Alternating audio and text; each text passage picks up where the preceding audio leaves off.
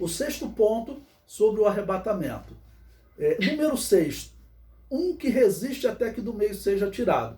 Eu vou ler agora, segundo Tessalonicenses capítulo 2, o apóstolo Paulo vai falar sobre a manifestação do anticristo, sobre o início da grande tribulação. Versículo 1, ele diz: Ora, irmãos, rogo-vos pela vinda de nosso Senhor Jesus Cristo e pela nossa reunião com ele, que não vos movais facilmente do vosso entendimento, nem vos perturbeis, quer por espírito, quer por palavra, quer por epístola, como de nós, como se o dia de Cristo estivesse já perto. Versículo 3. Ninguém de maneira alguma vos engane, porque não será assim sem que antes venha apostasia. Apostasia significa pessoas que defendiam uma verdade bíblica começam a negá-la, tá bom? Por algum interesse.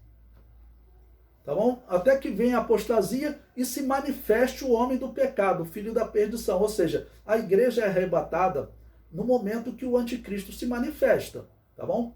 Versículo 4.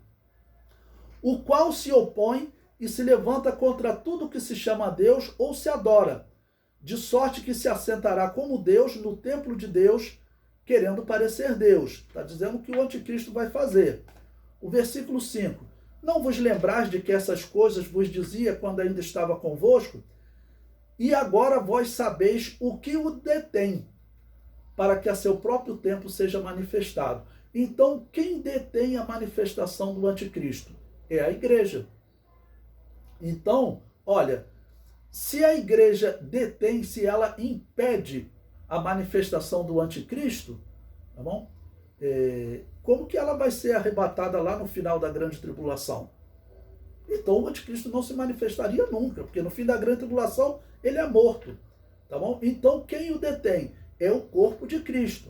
O apóstolo Paulo ainda vai explicar mais abaixo, olha, versículo 7. Porque já o mistério da injustiça opera, somente há um. Quem é esse um? Somente há um que agora resiste até que do meio seja tirado. Somente há um que agora resiste até que do meio seja arrebatado. Arrebatar, vamos lembrar, significa tirar, tirar para fora. Então o versículo é claro, só existe um, que é o corpo de Cristo, que agora resiste ao anticristo, até que do meio ele seja tirado. Quando esse um for tirado, versículo 8, e então será revelado o iníquo, a quem o Senhor desfará pelo assopro da sua boca e aniquilará pelo esplendor da sua vinda. Então, se o anticristo se manifesta depois que esse um, ou seja, que o corpo de Cristo é tirado, então como assim não tem base bíblica para o arrebatamento pré-tribulacionista? Né? É mais um texto, mais um apontamento, né, que deixa claro que o anticristo se manifesta depois que o corpo de Cristo é tirado da terra.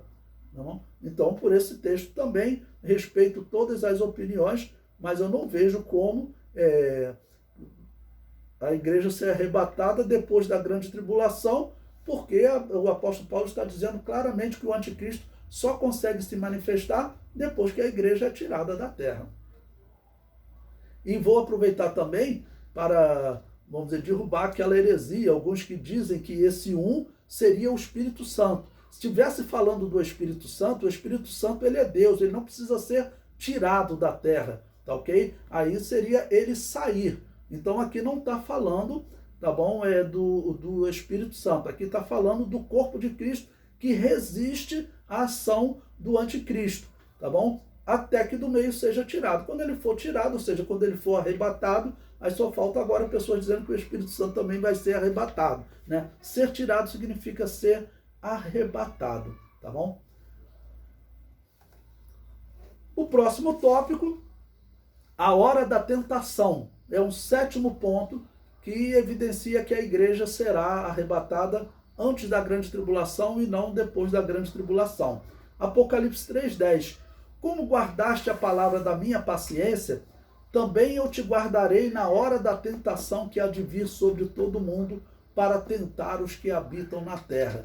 Tá bom? Que hora da tentação é essa que há de vir sobre o mundo para tentar as pessoas? É a grande tribulação. A grande tribulação, Apocalipse 9, diz que demônios são soltos, né?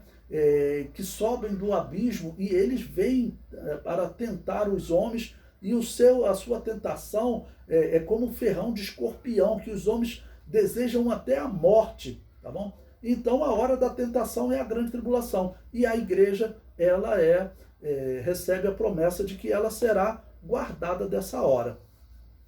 Veja também o outro tópico, o oitavo apontamento, Jesus vir como ladrão. 1 Tessalonicenses capítulo 5, versículo 2 e 4. Porque vós mesmos sabeis muito bem que o dia do Senhor virá como ladrão de noite. Mas vós, irmãos, já não estáis em trevas para que aquele dia vos surpreenda como um ladrão.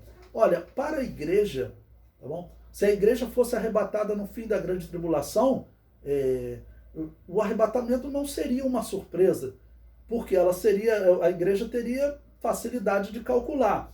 O anticristo fez aliança com muitos por uma semana, tá bom? Na metade da semana, depois de 3 anos e meio, a igreja, dentro da grande tribulação, veria ele romper a sua aliança e começar a perseguição a Israel, e a igreja então calcularia que 3 anos e meio depois ela seria arrebatada. Então não seria surpresa, não seria Jesus vir como ladrão.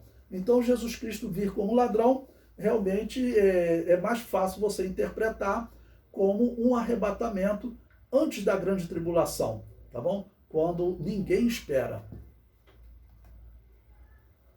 Nono tópico e último, a estrela da manhã e sol da justiça. Em Malaquias 4:2 diz o seguinte: mas para vós que temeis o meu nome, nascerá o sol da justiça, e salvação trará debaixo das suas asas, e saireis e crereis como os bezerros do cevadouro. E 2 Pedro, capítulo 1, versículo 19. E temos muito firme a palavra dos profetas, a qual bem fazeis em estar atentos, como a uma luz que alumia em lugar escuro, até que o dia esclareça e a estrela da alva apareça em vosso coração. Bom, então nós temos aqui duas simbologias. Temos Jesus Cristo, que aparece com o símbolo estrela da alva ou estrela da manhã, e Jesus aparecendo como sol da justiça. Bom, como estrela da manhã, significa que poucos verão, tá bom? Essa manifestação. Então, a estrela da manhã nós interpretamos como sendo a sua manifestação para levar a igreja. E como sol da justiça, significa Jesus Cristo se manifestar quando todo olho o verá. Ele se manifesta, então, no fim da grande tribulação.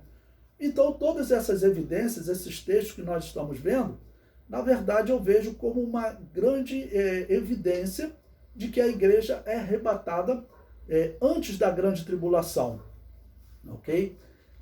Bom, para completar a aula de hoje, vamos também dizer o seguinte: alguns chamam o arrebatamento antes da grande tribulação de arrebatamento secreto. E uma das críticas que alguns colocam é que esse arrebatamento secreto teria sido interpretado através de um dom de profecia, e que dom de profecia não pode estabelecer doutrina. Olha, é claro que dom de profecia não pode estabelecer doutrina. Agora, em segundo lugar, isso daí é uma fábula que uma pessoa teria, através de uma profecia, anunciado que o arrebatamento seria, vamos dizer, antes da grande tribulação, de uma forma que o mundo não veria, a igreja seria levada. Isso aí é uma fábula. O que nós temos que fazer é o seguinte: olhar para a Bíblia Sagrada. Olhando para a Bíblia Sagrada, eu vejo 9 pontos fundamentais no estudo do arrebatamento da igreja para dizer o seguinte: a igreja é sim arrebatada antes da grande tribulação. Vejo mais base para um arrebatamento pré-tribulacionista do que pós-tribulacionista. Pós-tribulacionista, a igreja nem participaria das bodas do Cordeiro. É um absurdo, né?